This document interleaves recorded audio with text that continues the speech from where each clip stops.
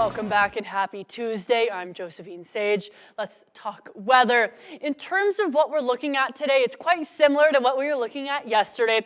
We're expecting temperatures 5 to 10 degrees above those seasonal averages today and for the rest of the work week. We still have a little bit of some residual showers through those central and southern mountains, but overall for us here in the Grand Valley, we're expecting minimal cloud coverage and lots of sunshine. And tonight is the vernal equinox at 9:06 p.m. That is the start of spring, but we'll have more on that later in the broadcast. We're noticing nationally that, of course, there's still those showers like I mentioned, and we're watching actually this low pressure drop on through those panhandle regions, but then locally, a little bit of some, rain might move on through those northern higher elevation regions come late Thursday night into Friday, but then again, for Grand Junction and Montrose, we're staying pretty dry. We'll even notice in terms of that overall setup tomorrow that this low pressure that's going to start making its way to the panhandle that I just mentioned is only bringing those showers into maybe Pagosa Springs, Durango, even over Coal Creek or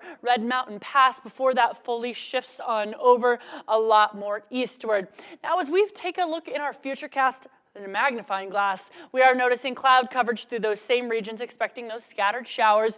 We'll notice as we fast forward tomorrow, clear skies waking on up. We'll fast forward a little bit further, 4 p.m., maybe a little bit of some scattered clouds even for us here in the valley. But then as we wrap up Wednesday and get into Thursday, we're waking up again with clear skies locally. We'll fast forward again and see those kind of storms move on through late Thursday night, again being more focused toward those central and southern mountains with just minimal accumulations of snow before that kind of clears on out and just leaves us with some clouds. But I did mention that temperatures are above those averages. Right now, it's still feeling actually 64 degrees in Grand Junction, 59 as we look towards Montrose, 62 through Moab.